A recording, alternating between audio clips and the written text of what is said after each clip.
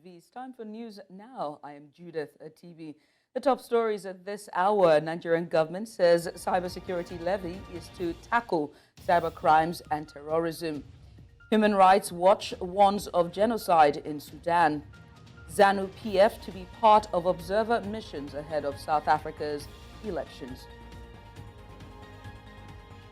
Details shortly. And we'll begin the news in Nigeria, where the presidency said that the cybersecurity levy was introduced to tackle cyber crimes and terrorism. It said the nation lost over 273 billion naira to cybercrime alone in 2022. It also claimed that the same levy is in place in Ghana and Rwanda. Opposition to the policy grew on Wednesday with the Trade Union Congress, ex-Labour Party LP presidential candidate Peter Obi, and the coalition of northern groups CNG rejecting it. The TUC, in a statement signed by its president Festus Osifo, slammed the directive by the CBN to banks imposing a 0.5% cybersecurity levy on almost all electronic transactions. The union said it is disturbed that since the inception of the President Bola Tinubu-led administration, government policies have brought pain, anguish, and sorrow to Nigerians. And now to politics. The Federal High Court in Abuja has halted efforts by the People's Democratic Party to remove Umar Damagum as the acting national chairman. The court order, delivered on May 3rd with documents made available to journalists on Wednesday, prevented the PDP from appointing a replacement for Damagum until a full hearing on the matter can take place. This decision comes amid internal party tensions leading up to the PDP's National Executive Council meeting in April. Some party members had called for Damagum's removal to pave the way for a permanent chairman. Senator Umar Maina and Zana Gandama filed a lawsuit challenging this move. The defendants, including the PDP, its governing bodies, and the Independent National Electoral Commission. The next hearing is scheduled for May 14th.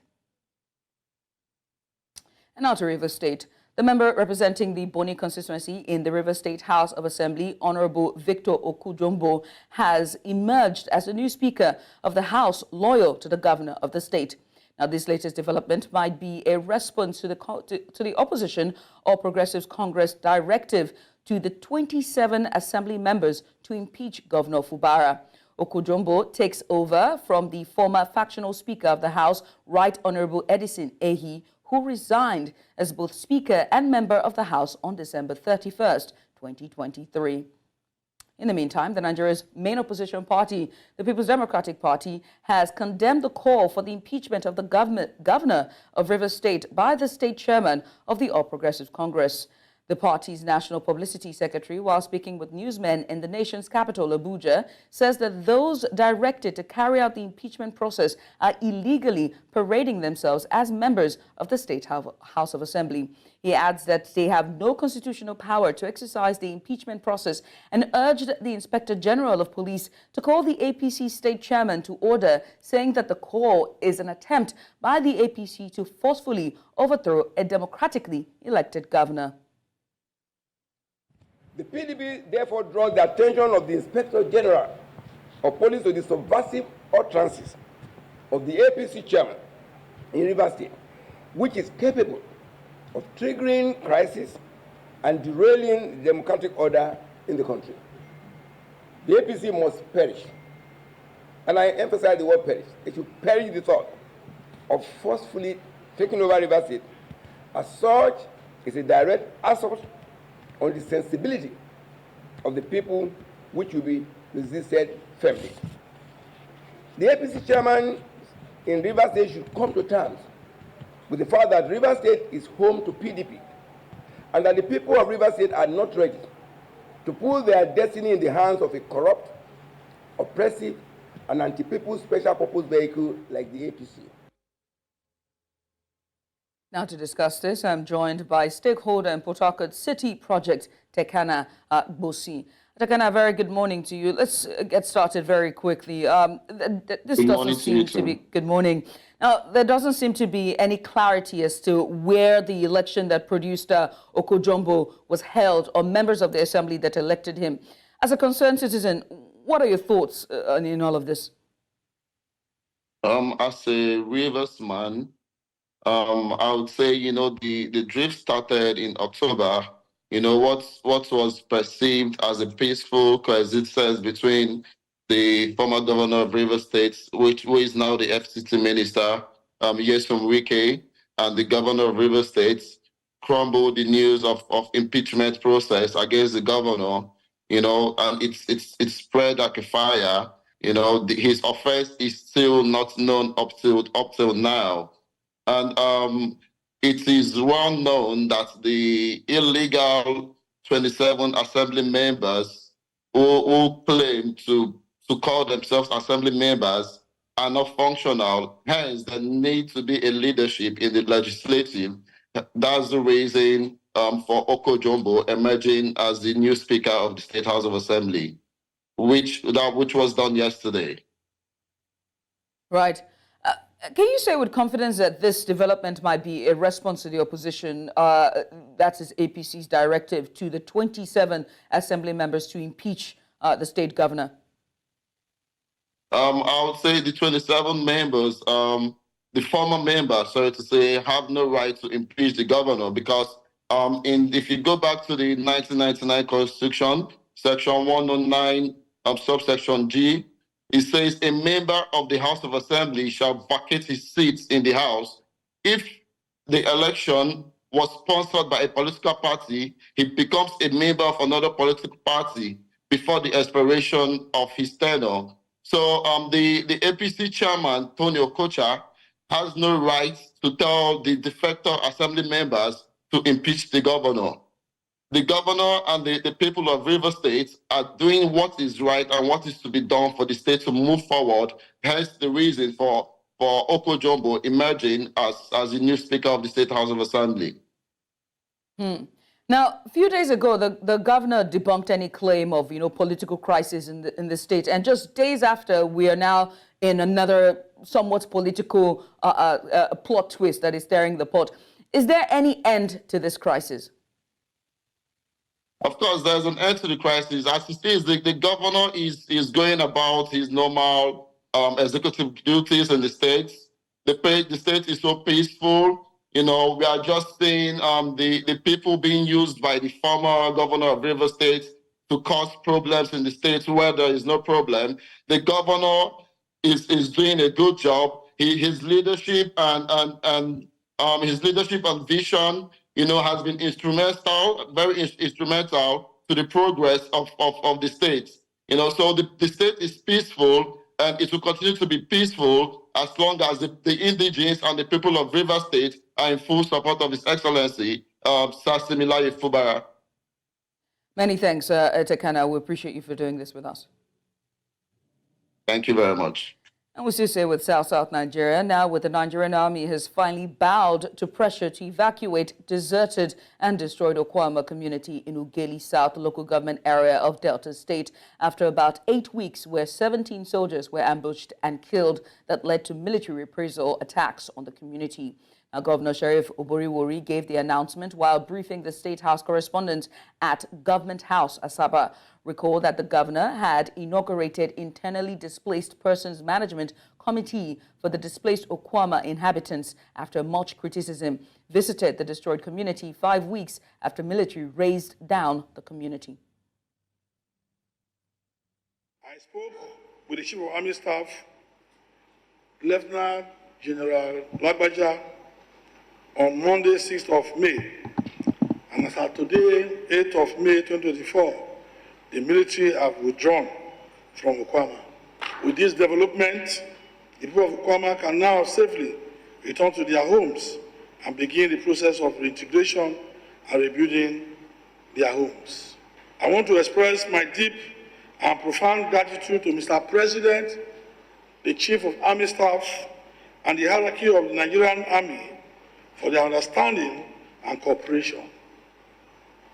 In my engagement with them, They demonstrated the highest level of concern and care for the plight of the displaced. A recent poll report released by international polling agency, the NIO Polls, has confirmed earlier reports indicating that over 6 billion naira was paid in ransom between July 2021 and June 2022.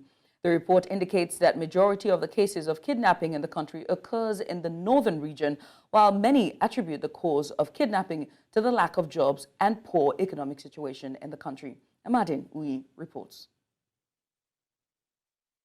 The findings released by the NOI polls saw 6 out of 10 adult Nigerians say government is not doing enough to curb the menace of kidnapping in the country.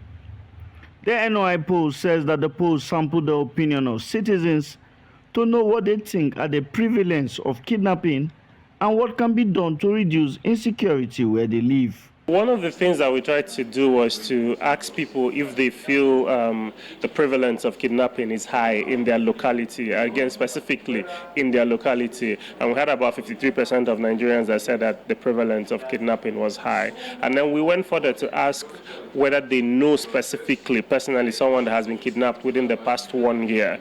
28% believe that the solution is tackling insecurity.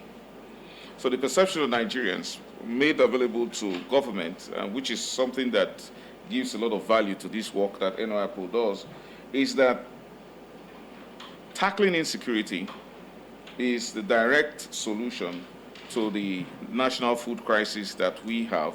The poll results, however, revealed that majority of the cases of kidnapping in the country occur in the north, with the north central zone accounting for the highest number of respondents who decried the prevalence of the menace. Security experts here think this is a worrisome situation.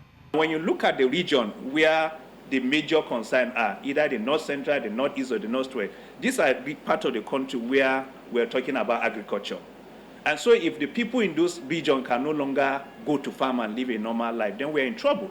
If we go deeper into this threat factor, kidnap for ransom, at least based on the findings by Beacon Consulting, 80% of the incidents that we're monitoring are happening in the northern part of the country. So if we're able to improve the security situation, reduce kidnap for ransom in the northern part of the country, we would have reduced 80% of the prevalence.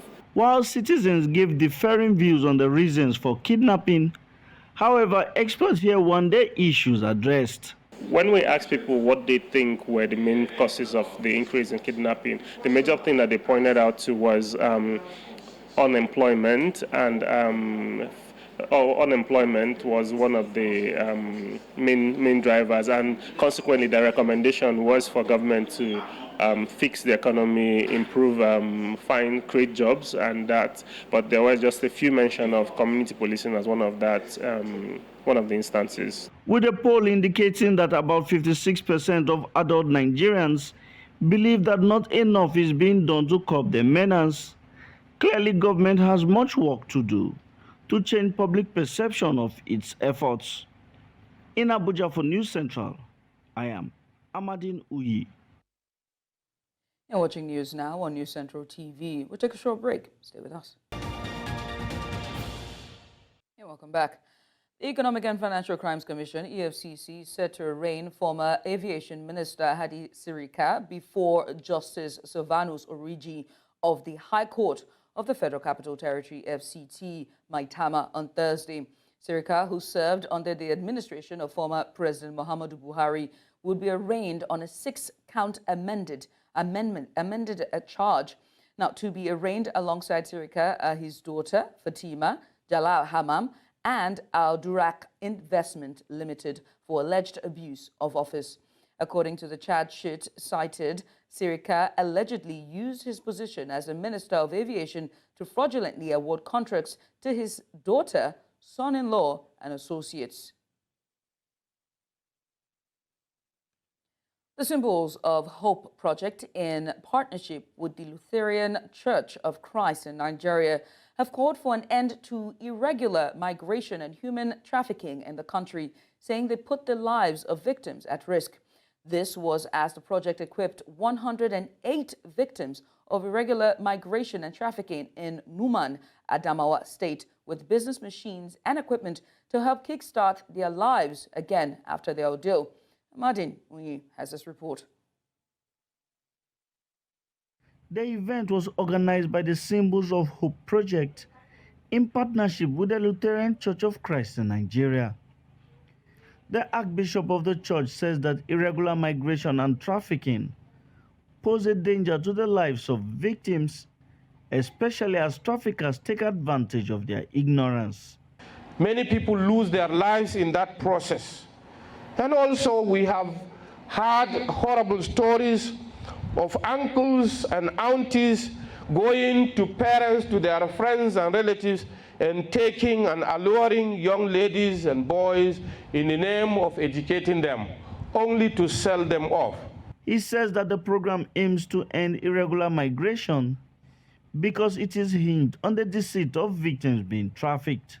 What this program is advocating is against people jumping into the deserts with their hope that once you cross the desert, you go to Europe, everything will be fine.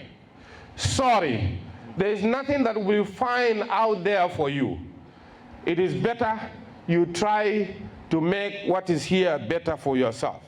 About 108 victims of irregular migration and human trafficking were then equipped with various machines to help restart a new chapter of their lives. Those in attendance call on governments to live up to its responsibilities and provide jobs for youths as a way to stem the tide of irregular migration. That you are recipients of these equipments today, the empowerment and the encouragement through the church, you are also called to be ambassadors, to be voices in the society against this horrible thing called illegal migration and human trafficking. I call on the government, ably represented by different institutions here today, to set as priorities issues that concerns the growth and development of young people, and to create a conducive environment for entrepreneurial enhancement that will reduce their vulnerability to be trafficked and contemplate irregular migrations. The Symbols of Hope project, in partnership with the Lutheran Church of Christ in Nigeria, say they are willing to partner with governments to stem the tide of irregular migration and trafficking in the country. In Abuja for News Central, I am Amadin Uyi.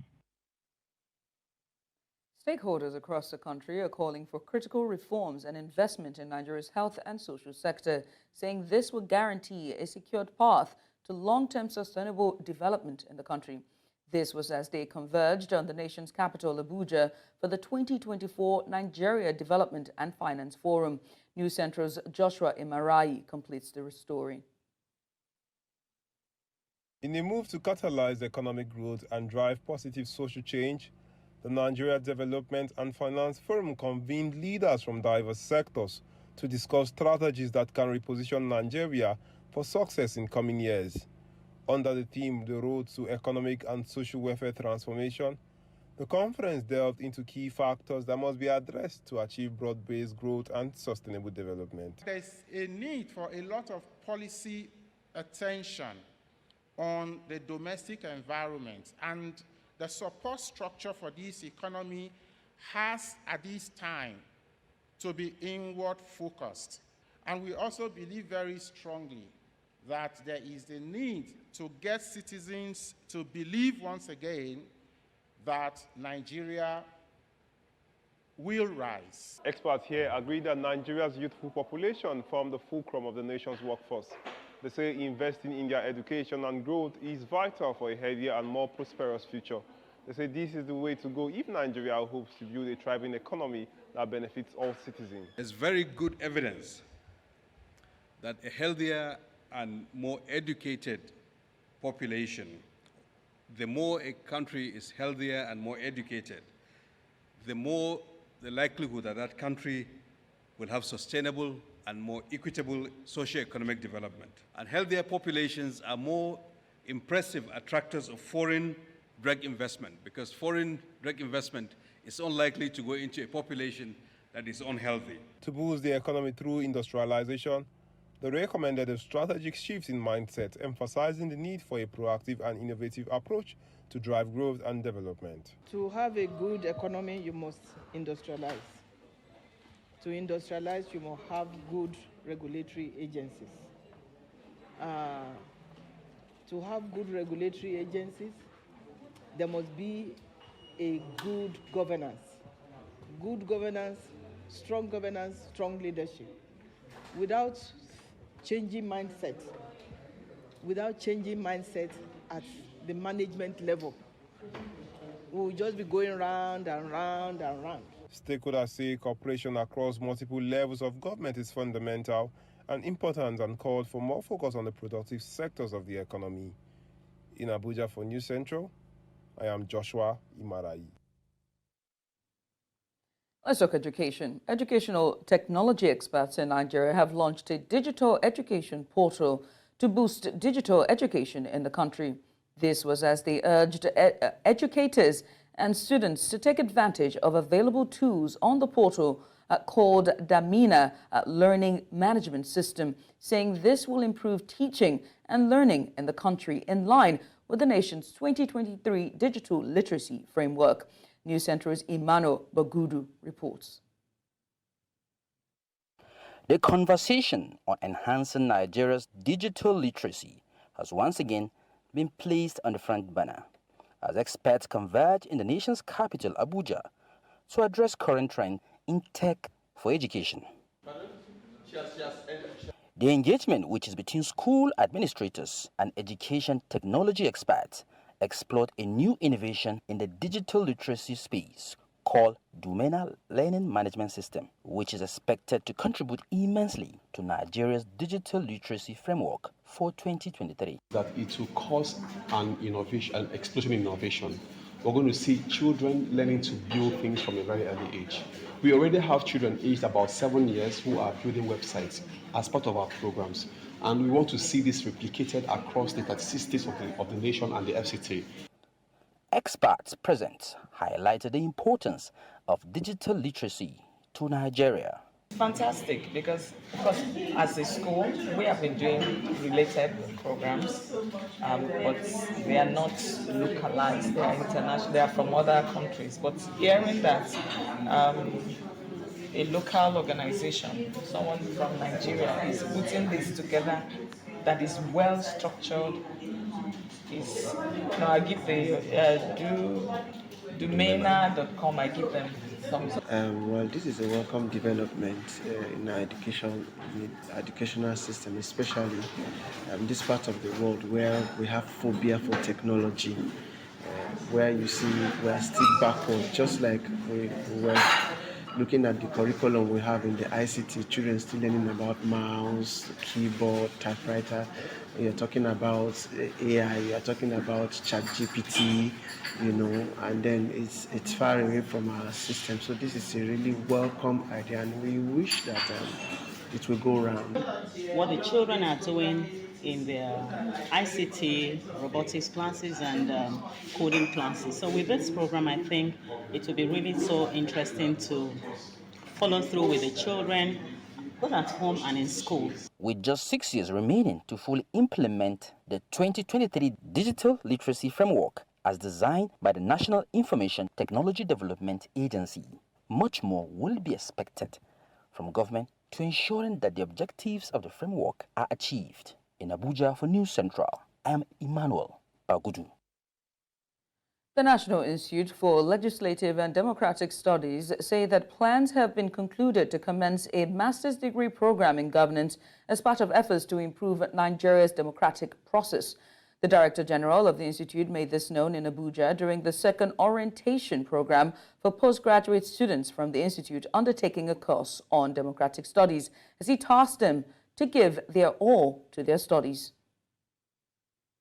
I'm pleased to inform you all that as part of our efforts at ensuring that we strengthen our postgraduate programs, the master's degree program in governance will soon commence at the Institute. It will be collaborative, tripartite agreement among the National Institute, for Legislative and Democratic Studies, University of Benin, and the Institute of Chartered Secretaries and Administrators of Nigeria, ICSA. Also, the Open Distance Learning Program and professional certificate courses in diverse areas will soon commence. Let's talk health now. Keeping humanity alive is a theme for this year's World Red Cross Day. Borno State branch of the Nigerian Red Cross Society has taken this gospel to the street of Maiduguri, advocating shared commitment to humanitarian efforts. Umaru Kirawa completes the report. The celebration was marked by a series of activities aimed at raising awareness and fostering community engagement. The day began with a parade led by the Red Cross volunteers who marched through the streets of Maiduguri, showcasing their dedication to the cause of humanity. We appreciate all they did to us. We appreciate their efforts. The parade was followed by a public lecture where experts from the organization shared insights into the vital role the Red Cross plays in times of crisis and the significance of the team keeping humanity alive. Upholding humanity is not just a goal. It's our imperative, ensuring that even in the difficult, very hard moments, we remain dedicated to preserve the humanity. As members and volunteers of the Nigerian Red Cross Society, are at the forefront of delivering humanitarian aid, providing support to the vulnerable communities, and promoting peace and understanding. The branch also called on the public and other stakeholders to collaborate with the Red Cross in its mission to keep humanity alive, urging for increased support and participation in the organization's activities. Nigerian Red Cross have carried out healthcare activities. For example, primary healthcare. We also help unite families of the missing members of families. Global financial crisis, it has really affected our operations. So the Nigerian Red Cross Society now looking inwards, generating resources within our own country so that we can mobilize resources and attend to the current humanitarian needs. Unlike those days, we relied on international donors. In a world faced with numerous challenges, from conflicts to natural disasters, enhanced collaboration for peace building remains one of the pathways to global peace and development. In Maiduguri for News Central, Umaru Kirawa. Still on health experts in Nigeria have called for more investment on the training needs of nurses in the country and the improvement of their welfare to enable them to perform more effectively. And some of them spoke at an event organized by the Zenith Medical and Kidney Center in Abuja to recognize the invaluable role that nurses play as part of efforts to mark the International Nursing Week. Idong Joseph reports. Nurses form an integral part of the workforce of the health sectors in every country.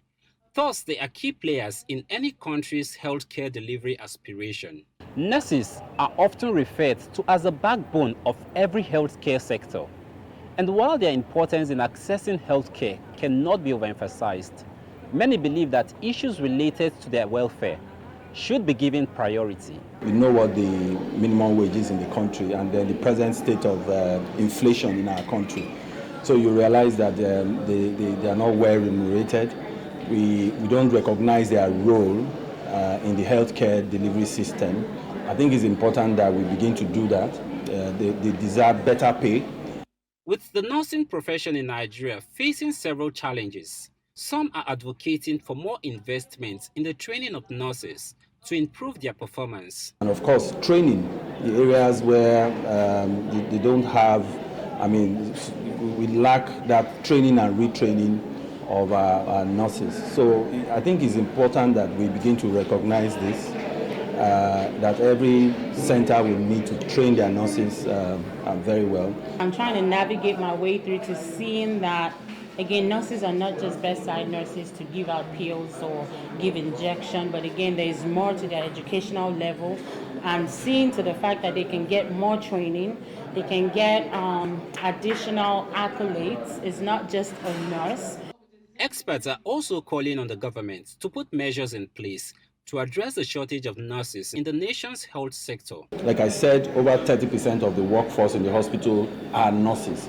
So the country should not tolerate a situation where you have them living in numbers, because we recognize their role in the system. If the government can step in and make the living condition or working conditions of nurses better, I think the situation in Nigeria with the healthcare situation in Nigeria would be better. With Nigeria joining other countries around the world to recognize the role that nurses play in society, Nigeria's government has been tasked to put necessary laws in place to improve their welfare. In Abuja for News Central, I am Idong Joseph. You're watching news now on News Central TV. Coming up, Human Rights Watch warns of genocide in Sudan. We'll bring you details after the break. Join us again.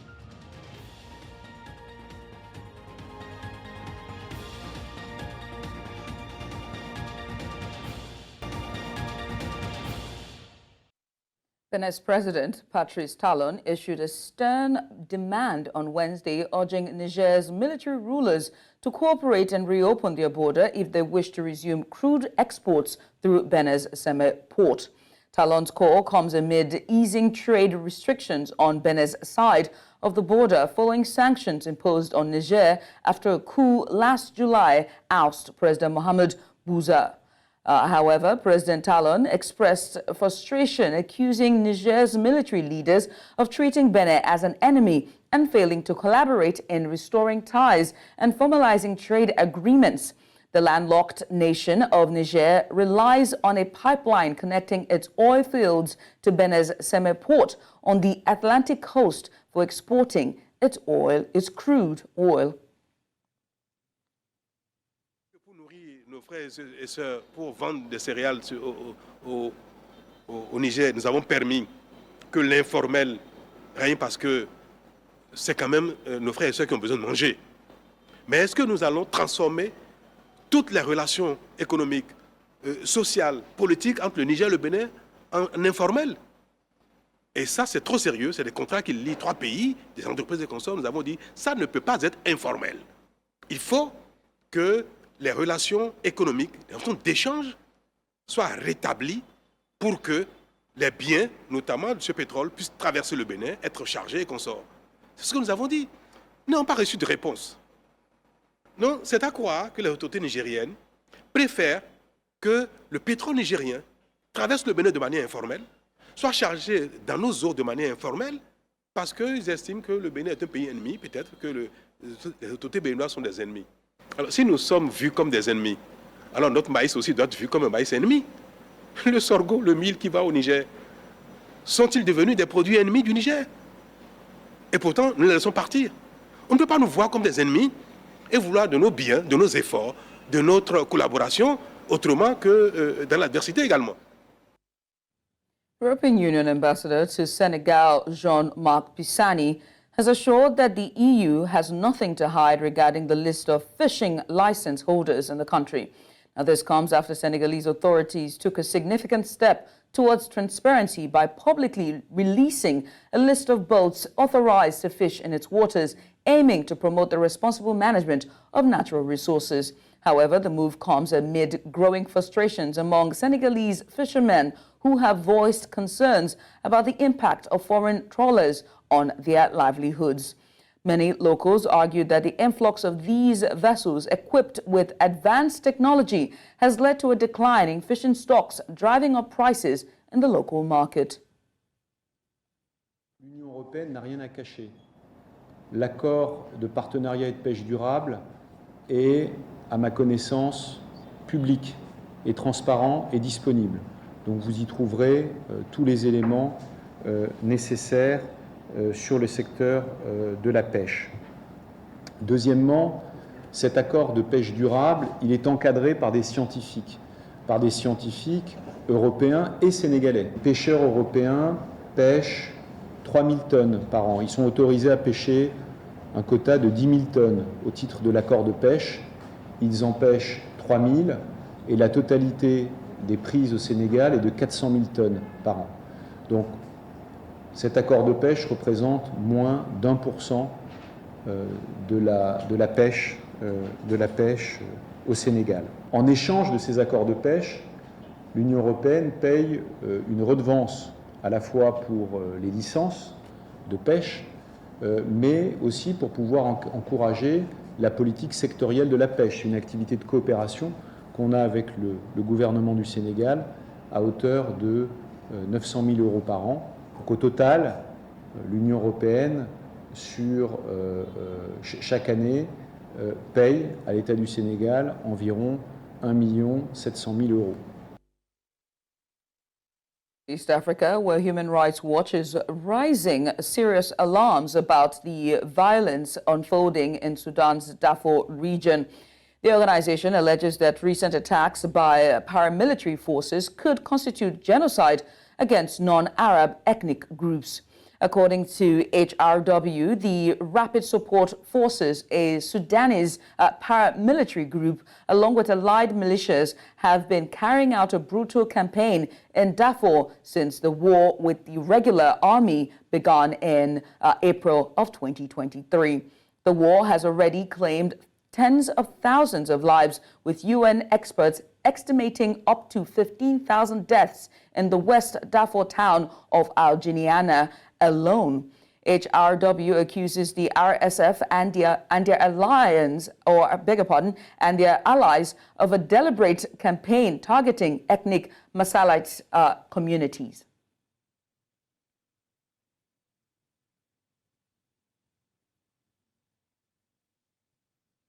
And on to Southern Africa, where South Africa's ruling party, the African National Congress, ANC, has invited Zimbabwe's party, ZANU-PF, to help them campaign for elections and be a part of observer missions during the election on the 29th of May.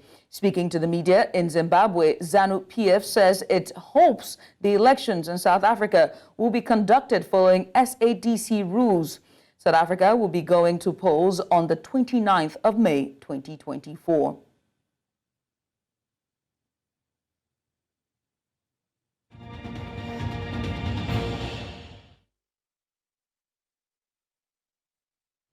North Macedonia's ruling party conceded defeat in presidential and parliamentarian elections, setting the stage for right-wing opposition candidate Gordana Seljanovska-Davkova to become the country's first woman president. Now, the winner, 70, who is supported by the nationalist opposition party, held a commanding lead over 61-year-old pro-Western incumbent Stevo Pandarovsky, backed by the ruling Social Democratic, in the vote made necessary when no candidate received a majority of votes in the first round of the largely ceremonial post. With more than 50% of ballots counted, the incumbent had 64% of the vote. In a late news conference, the incumbent conceded defeat. Изборната победа на нашиот политички конкурент ВМРО ДПМН и нејзиниот председател Христијан Мицковски. Честитам на изборот на сите 120 пратеници во Македонското собрание и посакувам да имаат успешен мандат во интерес на македонските граѓани и европската иднина на државата. Тиот резултат е разочарувачки. На СДСМ му е зададен тежок удар. Не само од граѓаните, туку и од симпатизерите и поддржувачите на партијата. Во наредниот период детално ќе ги анализираме овие резултати. Секако, во наредните месеци ќе треба и посериозно и подлабоко да го најдеме изворот и причините за овој поразителен исход.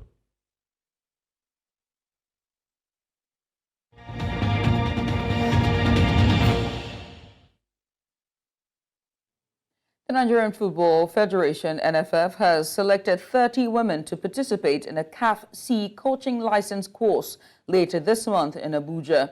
This course is designed to equip these women with the skills and knowledge they need to be successful coaches. In addition to the women's coaching course, the NFF has also announced that the syllabuses for the CAF A and B coaching licenses for men have been approved. These courses may be held alongside the women's CAF C license course. There had been a delay in the organizing these CAF licensing courses since 2018. The NFF explained that this was because the Confederation of African Football, or CAF, was developing a new curricula to ensure coaches receive the best possible training and certification. Real Madrid secured a thrilling victory over Bayern Munich in a dramatic Champions League semi-final. The two late goals turned the tide for the Spanish giants, setting up a final clash with Borussia Dortmund. Bayern took the lead thanks to brilliant Alphonso Davies's strike, expertly assisted by England's Harry Kane. But the Bavarians' dreams were dashed in the dying minutes. First, Joselu capitalized on a Manuel Nuva's fumble to equalize in the 88th minute. Then, just 2 strikes later, the former Stoke City striker completed a stunning comeback with a close-range finish, initially flagged offside but overturned by VAR. Now, Real Madrid, the 14-time champion, will now face Dortmund at Wembley Stadium on Saturday, June 1st. And now to Spanish football, where the former head of the Spanish Football Federation, Luis Rubiales, will stand trial for sexual assault over his unsolicited kissing of Women's World Cup player Jenny Hermoso. The kiss, which Ms. Hermoso said was unwanted, quotes in quotation there, happened at last year's 1-0 World Cup against England and made global headlines. Mr. Rubiales was forced to resign but denied any wrongdoing. The scandal overshadowed a historic moment for Spain's women's team, which at the time was celebrating its first ever World Cup win on 20th of August 2023. Now, during the triumph, or rather during the trophy presentation ceremony, Mr. Rubiales clasped Ms. Hermoso's head between his hands and planted a kiss on her lips. Mr. Rubiales has strenuously denied wrongdoing, saying the kiss was consensual and he was the victim of a social assassination. Mr. Rubiales faces 1 count of sexual assault, which carries a prison term of a year. And on to tennis. Naomi Osaka is back in action at the Italian Open, and she's off to a winning start. Osaka defeated Clara Burel of France in straight sets, marking her first appearance of the tournament in 3 years. Though Burel is ranked 45th in the world, Osaka showed her experience, winning 7-6, 6-1. This victory is also significant because it's Osaka's first win against a top 50 player on clay since 2019. She will look to build on this momentum as she faces 19th seed Marta Goskov of Ukraine in the second round tomorrow. And that's all on News Now at this hour. But before we go, let's take another look at some of the major stories. Nigeria government has said cybersecurity levy is to tackle cybercrimes, terrorism. Human Rights Watch has warned of genocide in Sudan. And we also told you that ZANU-PF to be part of observer missions ahead of South Africa's elections. And lastly, that's all we can take. But remember that you can send your eyewitness report to the WhatsApp number now showing on your screen. And do follow us on social media. We are at News Central TV. You can also watch News Central live on DSTV channel 422, Star Times channel 274, Avo TV, and YouTube. Many thanks for watching. I am Judith at TV.